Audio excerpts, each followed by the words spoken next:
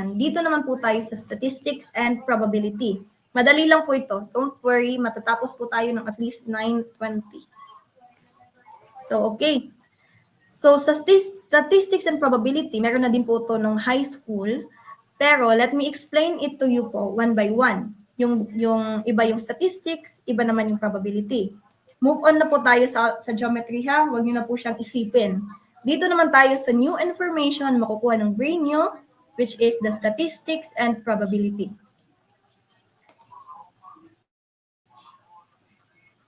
Okay. So, dito po sa statistics, sabi dito, statistics daw is the branch of applied mathematics that deals with the collection, organization, analysis, interpretation, and presentation of data. Ngayon, meron na po ba sa inyong mga nag-research? Meron na po bang na take up po na subjects na research?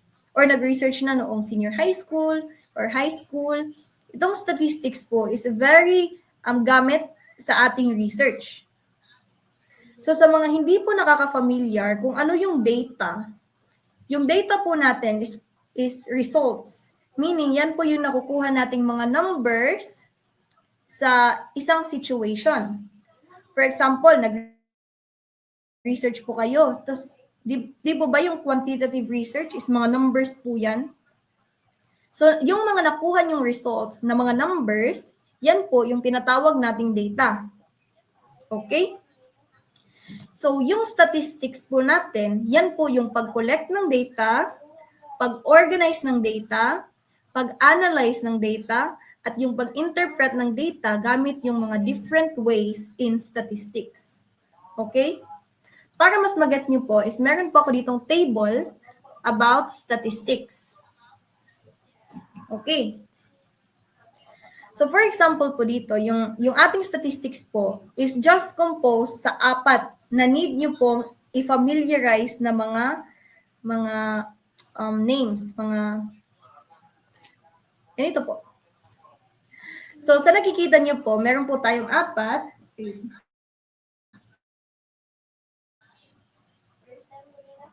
Yes, kung quantitative research po, meron po tayong mga statistics dyan. Okay, kasi nagdi-deal po kasi yan siya ng numbers eh. Statistics is nagdi-deal ng numbers. So ito po yung kailangan yung i-gets na mga words. So first po is meron po tayong mean, meron tayong median, mode, at saka range. So sa nakikita nyo po dito sa ating illustrative problems, tingin po kayo, meron po tayong ditong example na 4, 7, 7, 9, at saka 10. Okay?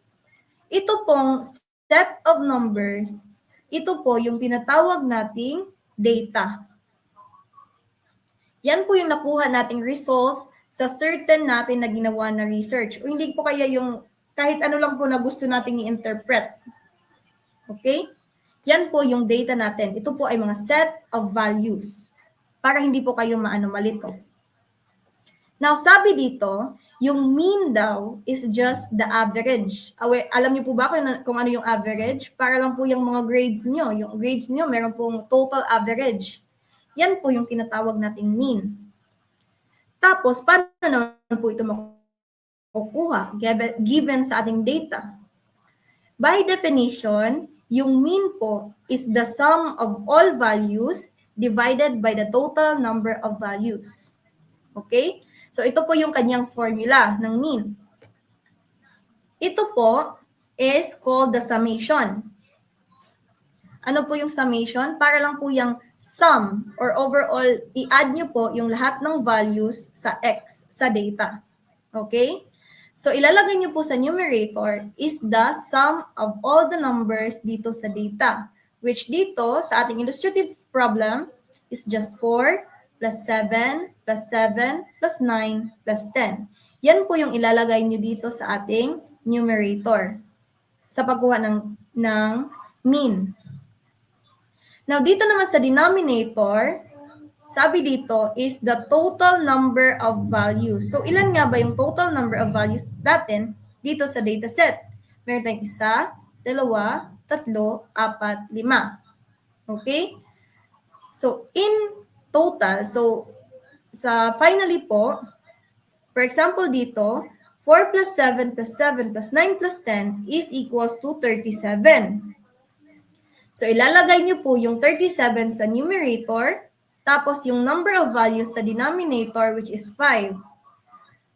Bakit? Saan natin nakuha yung 5? Diyan po ay sa number of values sa ating dataset, which is 1, 2, 3, 4, 5. So, 37 divided by 5, yung final mean po natin dyan is 7.4. Okay? Diyan po yung pagkuha natin ng overall mean natin, yung average. You just sum up all of the values from our data, tapos i-divide nyo kung ilan ang mga values na yan. For example, dito meron tayong 5 values. So, summation, 37 divided by 5 is equals to 7.4. Okay. Ngayong alam na natin yung mean, let's move on naman po sa ating median. Alam niyo po ba na from the word median is makukuha po natin dyan is the middle. Okay? Alam niyo naman po kung ano yung middle, di ba? Yung nasa gitna. So sabi dito, the middle value daw raw in a data set that is ordered from least to greatest. So ano yung question? So paano makukuha yung median? You just order the data from least to greatest. So from pinakamaliit to pinakamalaki.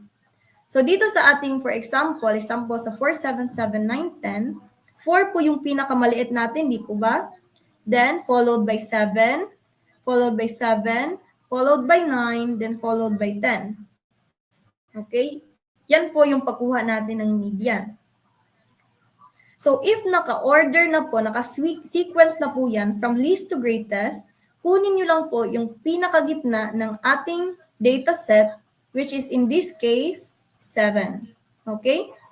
Kasi ito po yung first, ito yung last, ito yung second, at ito naman yung second to the last, tapos yung final natin na middle is 7.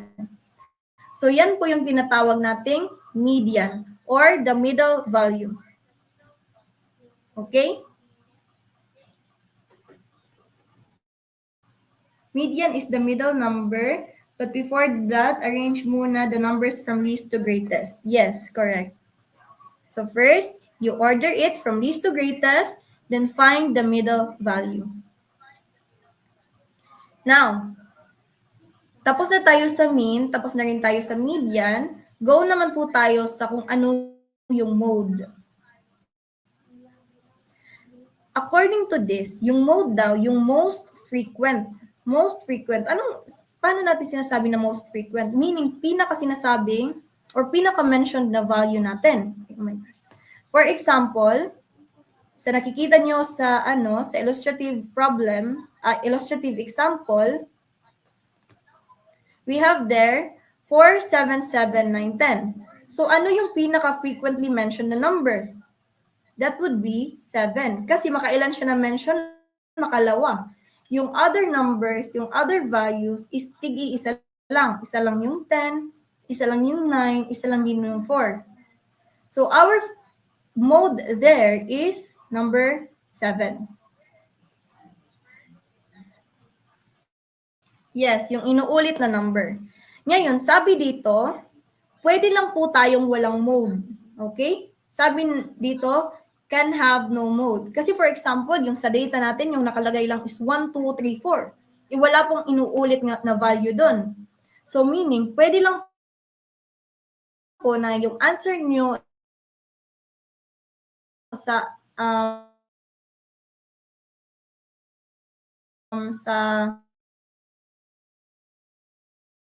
CSE is walang mode.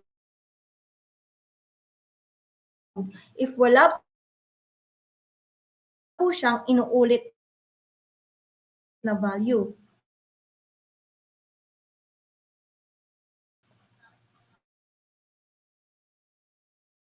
Okay?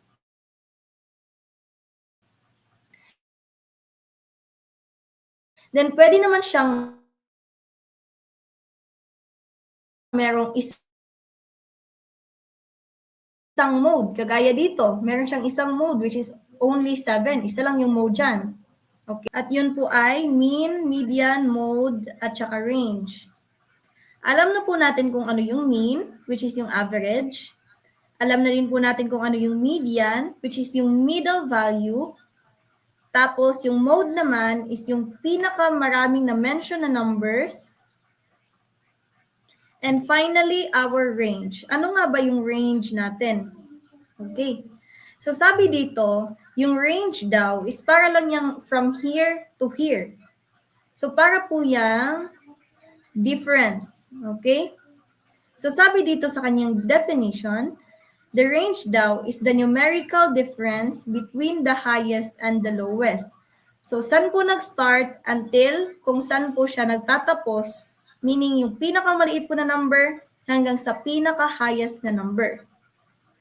So yung pinaka-formula po niyan, para mas madali niyo pong maintindihan, is you just subtract our highest value, which for this example po natin, na 4, 7, 7, 9, 10, yung highest value po natin dyan is 10, then yung lowest po na value natin dyan is 4. So we just subtract 10 minus 4, and then we would get our range, which is 6. Okay? Yan lang po kadali yung ating range. So, to review, our mean sa ating statistics is the average of our data. Yung median, from the word mid, is the middle of our data, again. Then yung mode naman is yung pinakamaraming na-mention na number or na-mention na value sa ating data.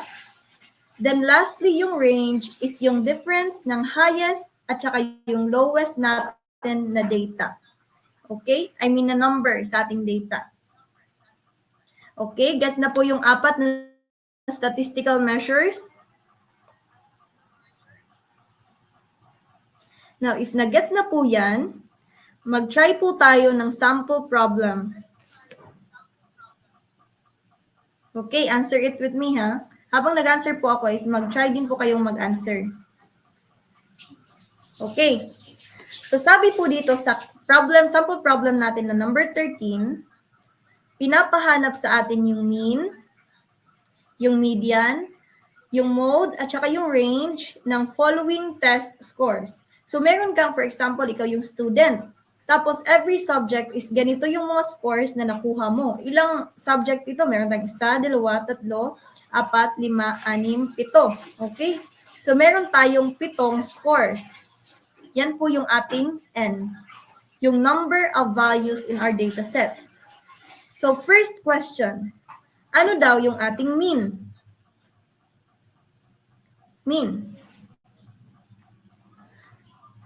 Naalala niyo pa po ba kung ano yung formula ng ating mean? Ito lang po. Our mean is our average. So, kukunin lang po natin yung summation of our values of x. Yan pong x is ito po ha. 1, 2, 3. Yan po yung mga values natin. Then, we just divide it by our n, or the number of values in our data set. Ito po yung ating data. Yung 85, 90, 75, 80, 85, 95, at saka 85, yan po yung ating data. So, ilan yung value ng, ilang number of values ng ating data set? That would be 7. Okay? So, to get the mean is we just add, this is summation, so meaning add, we just add 85 plus 90 plus 75 plus 80, then plus 85, then plus 95, then plus 85. Then we divide it all by 7, which is the number of values in our data set. Okay. Ngayon, baka po ma-intimidate po kayo kasi ang dami naman pong numbers dyan. Meron pong 85, malalaki, tapos 7 pa. Ipa-plus nyo yan. Ngayon, meron po akong ituturo sa inyo. Meron po kasi akong na-learn na pag-plus ng ganito karaming numbers nung elementary ako. So, try ko rin pong magturo sa inyo para mas madali po nating ma-add yung mga malalaking numbers tsaka marami. Okay? Ready na po ba sa ano? So, yung first po na gagawin nyo is you just arrange yung ating mga values in a vertical position. So, 85 plus 90 plus 75. Sorry po if maliit kasi maliit na lang po yung space natin. Plus 80 plus 85 plus 95 then plus 85. Then, i-plus po natin lahat ng to. So, paano mas madali? Ganito po yon. Focus po sa pag-plus. Focus po. First is, dito po muna tayo sa ones digit natin dito. Okay? Ngayon, we add 5 plus 5. That would be 10, di po ba? So, kapag umabot na ng 10, ang inyong sum, kagaya nito, 5 plus 5 is 10, maglagay lang po kayo ng parang sign dyan na umabot na po yan sa 10. Okay? Kasi 5 plus 5 is 10. Ngayon, yung 10, instead na 10 tayo magsisimula mag-start, ay mag-add, balik po tayo sa 0. Kasi ito po yung sign na umabot na po siya ng 10. Okay? So again, from 0, plus 5 is 5. Then, 5 again, hindi pa po siya umaabot ng 10. So, 5 plus 5 is again 10. So, lagay na rin po agad kayo ng another sign there na umabot po siya ng 10. So, since 10 po siya, start ulit tayo sa 0. 0 plus 5 is 5. Kaya lagay lang po kayo ng 5 dito. Okay? Yan po yung ones digit natin. Okay. Ngayon na meron po tayong 1, 2, we just put that there para carry 2. Okay? Okay. Ngayon, natapos na tayo sa ones digit. Dito naman tayo sa ating tens digit. Focus po ha, para mas madali pong ma-add yung ating mga values. So, 2 plus 8 po natin is 10. So, again, umabot na rin po siya ng 10. So, lagay ka lang po ng sign dyan na umabot po siya ng 10. Then, from 0, we add 0 plus 9 is 9. Then, 9 plus 7 is 16. Again, nagsobra na po siya ng 10 kasi 16 na siya. So, lagay ka na ulit ng sign dyan na 16 na po yan. So, lagay na po ng 10. Okay?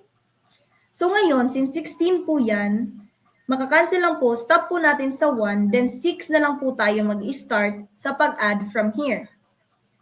So, we add 6 plus 8, that would be 14. Okay? Again, dahil 16 po yung answer natin, sa 9 plus 7, ay, wait, nasa na po ba tayo?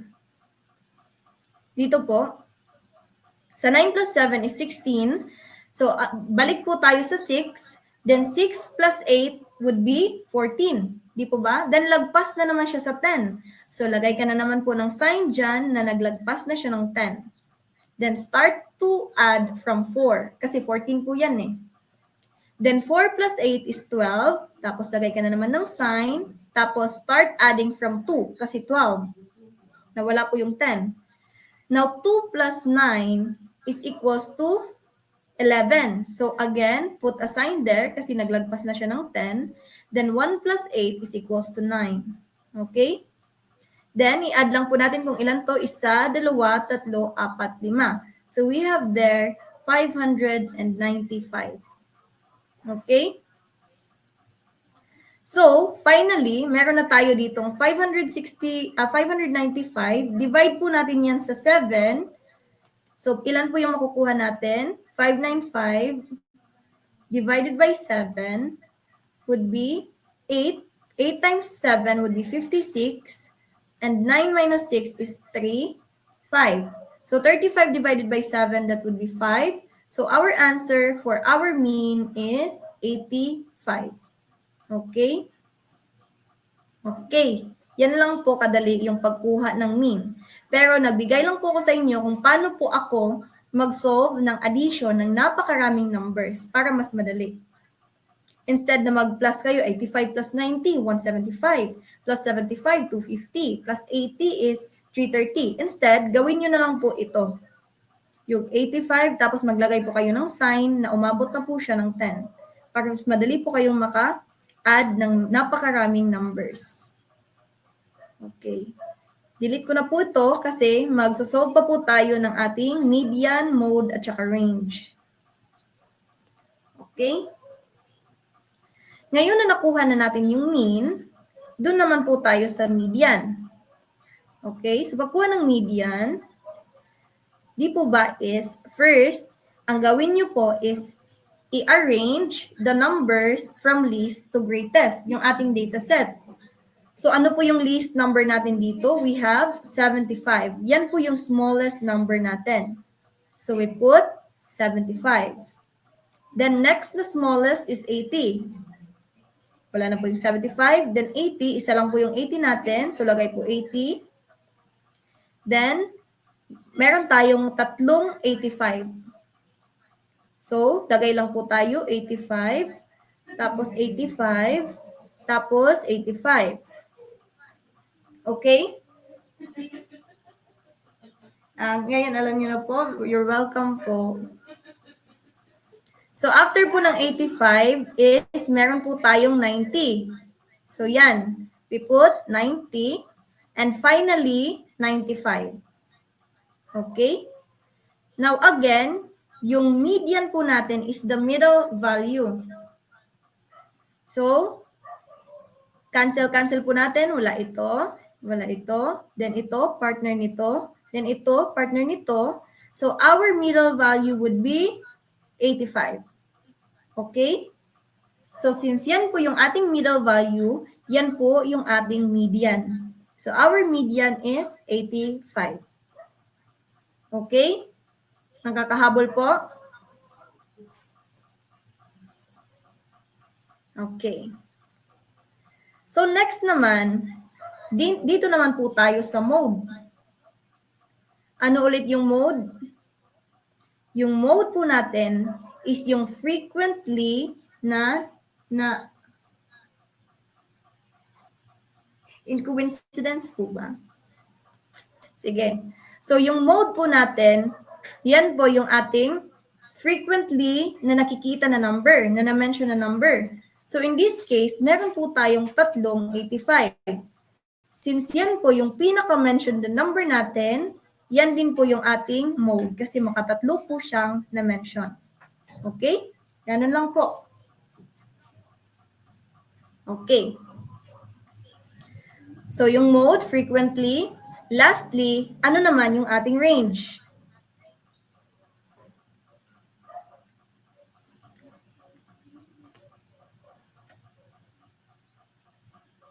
Okay. So, yung range po natin is yung difference. Meaning, from starting to our last. So, to get that, is we just need to subtract our highest value, which dito, nakikita naman po natin dito sa pagkuha natin ng median, ng highest value po natin dyan is 95.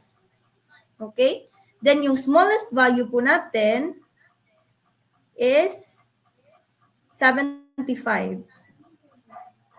So, i-minus lang po natin yung 95 minus 75 and we would get the number 20. Okay. So, yan po yung final answers natin.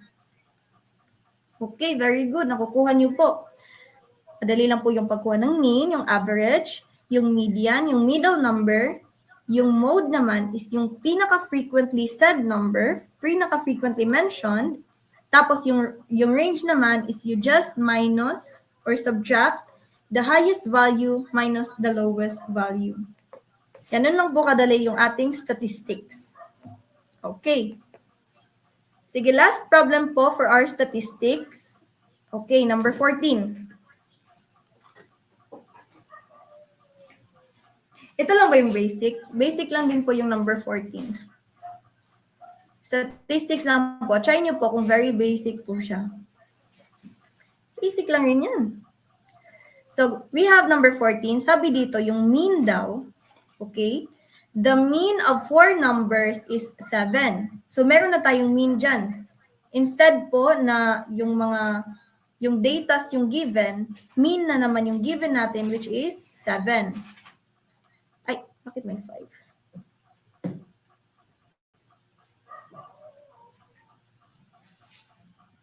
Okay? So, meron po tayong mean na 7. Tapos, 4 po yung data natin. For example, meron po tayo dyang data. Tapos, meron po tayong 4 na numbers. Meron tayong x1, meron tayong x2, x3, at saka x4. Mga values po yan sa ating data set. Kasi given po na 4 po yan. Pero 3 lamang yung given, which is 5, 9, 10, and hindi po natin alam kung ano yung x4. Okay? So, ang question po dito, ano nga ba yung fourth number? Ano daw yung ating pang-apat na number? So, go lang po tayo sa ating formula ng mean, which is our mean is equals to the summation of all the numbers of our data set all over the number kung ilan po yung number sa data set natin. So, ilagay lang po natin yan. Ang mean, gawin po natin siyang 7 kasi given naman po na yung mean natin is 7. Then, is equals to the summation of x, meaning summation po ng mga numbers sa ating data, which is 5 plus 9 plus 10 plus x4. Yan po yung ating hinahanap. Okay? Then, i-divide po natin yan sa n natin, which is 4. Okay? So, para makuha po natin yung x4 is you just multiply 7 times 4. I-multiply po natin yan both by 4 times 4 para makancel po natin yung 4 at saka 4 dito. So, 7 times 4 is equals to 28 is equals to we add 5 plus 9 plus 10. Okay? 10 plus 9 is 19. 10 plus 9 is 19. The 19 plus 5 is equals to 24. So, 28 is equals to 24 plus x4. So, finally, transpose po natin yan dito. Instead na positive, magiging negative po yan. So, yung x4 po natin is equals to 28 minus 24. So lastly, x4 po natin is equals to 4. Tama po kayo. Our last number for our data set is 4. Okay? Sige, last topic na po. Gets naman po yung yung statistics natin. Okay. So last topic natin is the probability. Answer lang po tayo ng 2 questions sa probability, tapos magigets, alam ko pong magigets niyo po agad to. Kasi probability is just one formula. Okay? Okay, move on na po tayo sa statistics ha. Move on tayo papuntang probability, tapos i-erase po muna natin yung statistics para makafocus po tayo kung ano yung probability. Okay. Kapag sinabi nating probability, it is the mathematical measure of how likely an event to occur. How likely daw? Meaning, ano yung mga chances ng event na to ay mangyari. Ganun po yung ating probability. So, it is expressed daw as a number. Kasi tipo ba is, pwede naman po tayong magsabi lang na, ay, sure yan na mangyayari. Ay, di yan sure. Or hindi yan mangyayari, ganun. Pero, yung probability po natin, it can be expressed as a number. And yung number lang po na gagamitin natin sa probability is nag-range from 0 to 1. Okay? So 0 po, kapag sinabi natin that there is 0 probability of this event to happen, meaning po impossible po yan. Wala pong chances na mangyari ang event na to. Okay? Kapag sinabi natin 1, meron tayong 1 probability na mangyari ito, that would mean na it is certain. It is very sure na mangyayari ang bagay na yan. Okay? So, alam naman po natin, di ba? Kasi nag-teach po ako sa inyo last week kung paano po i-convert yung number into percent. So, for example, we have 0. 0 into percent is 0%. Now, 1 naman into percent is you just multiply it by 100 or or hindi po kaya is we just move 2 decimal places to the right, tapos lagay po kayo ng 0. So 1 is equals to 100%. Tapos ano yun? Kapag sinasabi natin 100% sure, yan po ay very much likely to happen. Sure na sure po siyang mangyayari. So again, sa probability po natin, yan po ay chances of a situation to occur. Tapos nag-range lang po yan from 0% to 100%. Okay. So paano nga ba pag-solve ng probability? Yan lang po, makukuha lang po natin yung probability by the number of favorable outcomes over the number of total outcomes. So para mag-gets niyo po yan, let's try po sa ating sample problem number 15. Okay. Sige, don't worry, 2 sample problems na lang po and we're done. Focus po muna para mas mag-gets po kung ano yung probability. Okay. So sabi dito sa question number 15, what is daw the probability of rolling an odd number on a standard fair 6-sided die? Alam niyo po ba kung ano yung die? Alam niyo po ba kung ano yung dice? Nag-ano po ba kayo ng parang meron pong inuuyog na na parang cube siya, na meron po siyang numbers or meron siyang circles. Cube po yan siya. Tapos meron po siyang circles. For example, dito may 1. Dito merong 2. Dito merong 3. Ganon. Ganon po yung ating die. Tapos dito naman sa likod, for example, ito po yung likod natin, meron din po siyang 4 na circle. Dito naman merong 5. Sa 2, 3, 4, 5. Tapos dito naman is merong 6. 4, 5, 6. Okay? Yan po yung tinatawag natin na die.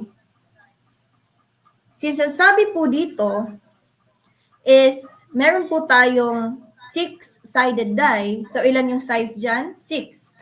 So sa pagkuha po ng probability is just equals to the number of probable outcomes.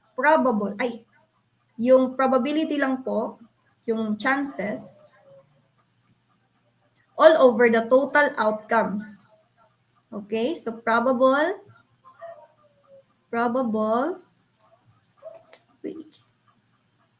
all over the total. So ano yung total na outcomes natin dito sa example?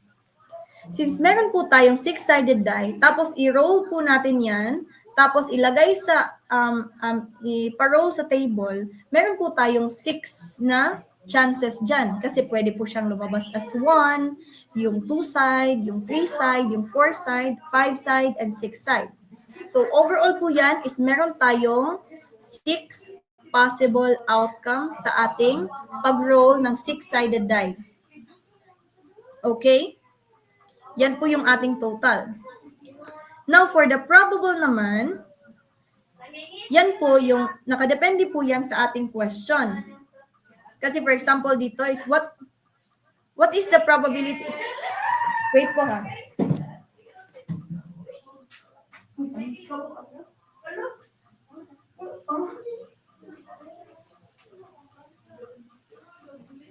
Okay.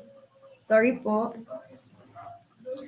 So next naman, yung probable natin is nakadepende po yan sa ating question. For example dito, sabi po dito is ano daw yung probability of rolling an odd number. Okay? Odd number po yung question natin. So ano po ba yung ating mga odd numbers? Meron po tayong 1, 3, 5, 7, at saka 9, and so on and so forth. Di po ba? Then dito naman sa ating side, fair 6-sided, is 6 lang yan, hanggang 6 lang yan eh. So meron lang tayong 1, 3, at saka 5. Wala na po yung 7 at saka 9. So in short, meron po tayong 1, 2, 3 possible probable outcomes na makakuha po tayo ng odd number. Okay? Nakakahabol po ba? So in short, yung final answer po natin yan, nakadepende po yan sa question. Meron pong magsasabi na, for example, sa ABCD, pwede po yung naka-fraction form, which is, i-divide po natin yan both by 3. divided by 3 para makuha po natin yung simplified, which is 3 divided by 3 is 1. Then 6 divided by 3 is 2. Okay? Then pwede din po yang in fraction, I mean in decimal form, which is 0.5. Kasi divide lang po natin yung 1 divided by 2. Then lagay 0, 0, then 1. Then copy point here, then lagay po tayo ng 0 at saka 0. Then 10 divided by 2 is 5. Pwede po yung in fraction form, pwede rin po yung in decimal form. Then finally, pwede po yan in percent form. So you just move 2 decimal places to the right at makukuha na po natin yung 0.5. Move 2 decimal places to the right at yan po ilalagay yung point at lagay ka po ng 0 dyan, which is 50%. Okay? Yan lang po ka. Depende po sa mga choices. Pwede po silang maglagay ng fraction, pwede po silang maglagay ng decimal, or hindi po ay maglagay po ng percent.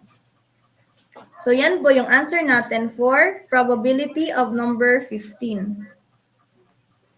Okay, nag-guess lang po ba yung probability? Dalawa lang po yung need natin dyan. Yung numerator, which is nakadepende sa ating question, kung ano po yung pinapakuha sa atin na probability. Tapos yung total naman is yung lahat-lahat na makukuha natin na outcomes. Yung total. Okay? Gets lang po? Yes, it can be 1/2, it can be 0.5, or it can also be 50%. Kasi again, nag-range lamang yung ating probability from 0 to 1. Okay? From 0 to 1 or from 0% to 100%. Di po ba yung 100% is equals to 1? Nag-gets lang po ba yung probability? Simple lang po, no? Gets lang po? Kasi go on na po tayo sa ating last problem. Okay. Yung number 16, kayo na po yung mag-answer niyan ha. Magbigay lang po ako ng solution. Pero try nyo na lang po yan. Dito po tayo sa number 17 para mas mag-gets niyo po. Okay, try answering number 17.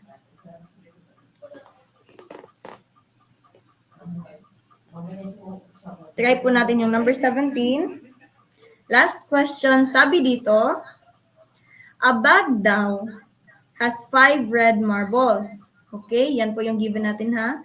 Tapos meron din siyang 3 red marbles. So imagine na meron po tayo dyang bag or kahit ano lang po.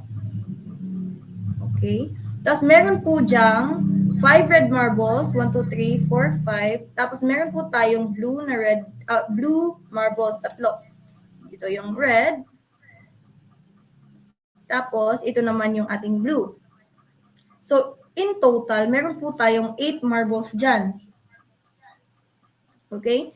Tapos sabi dito, you draw daw a red marble and do not put it back. So kumuha ka po ng 1 red marble, nakakuha ka po ng 1 red marble, tapos hindi mo na po siya binalik. So all in all, yung natira na lang po is just 4 red marbles, 1, 2, 3, 4, at saka 3 blue marbles. Okay? Sabi dito sa question natin, ano daw, what is the probability that your second marble, so pagkuha mo ulit, pag-draw mo ng second marble, is red yung lalabas. Ano yung probability natin? Sige, try nyo. Habang po nag-ano ako. Okay. So sa ating probability, nasan yun?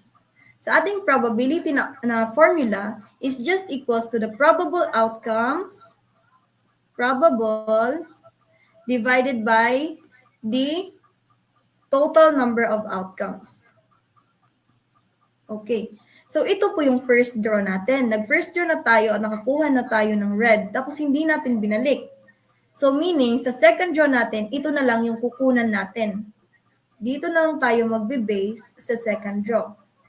So first of all, yung total number of possibilities na makukuha natin, pwede tayong makakuha ng red, or makakuha ng another red, or another red, and tatlong blue.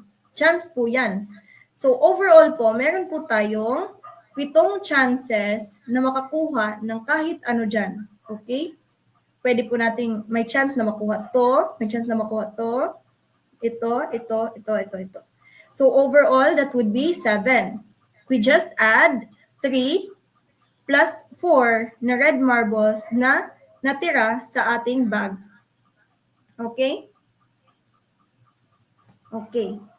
So dito naman sa probable is depende yan sa ating question. Now, ano yung question? Ano daw yung probability that your second marble is also red? Okay? So ilan yung red natin? Meron tayong 1, 2, 3, 4 na red. Okay? So, final answer natin dyan is 4/7. Masisimplify pa ba yan? Hindi na po natin yan masisimplify. So, yung answer po natin in fraction form is 4/7. Final po yan. So, in percent naman, how do you convert a fraction into percent? Into decimal. You just divide 4 divided by 7. Then 0, then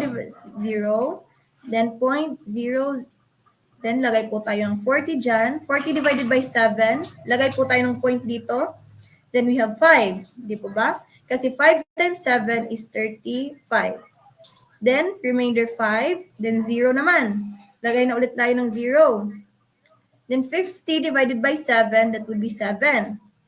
Kasi 7 times 7 is 49.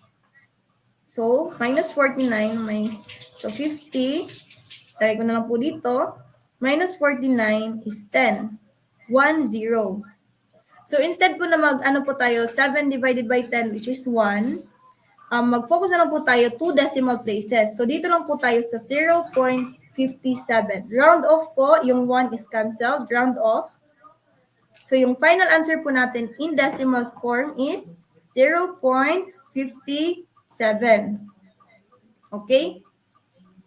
Now, in percent form naman po, is you just move 2 decimal places to the right or makuha yung percent or i-times lang po natin to sa 100 at yung makukuha po nating answer dyan is 57% na chances na mangyari na makakuha po tayo ng red.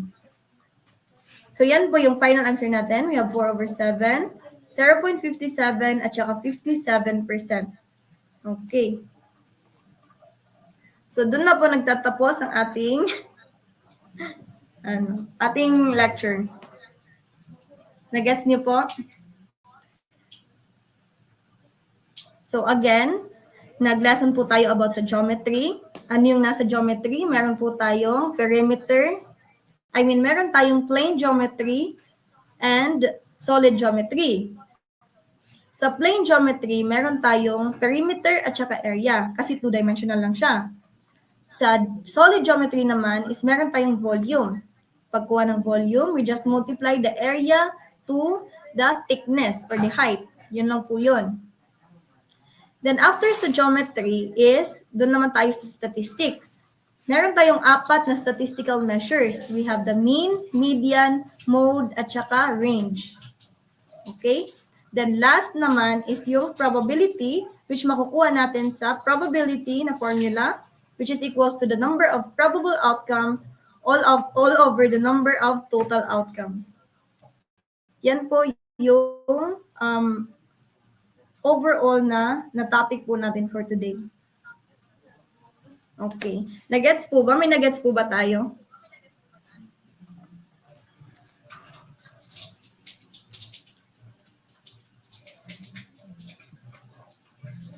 Okay, nag-gets.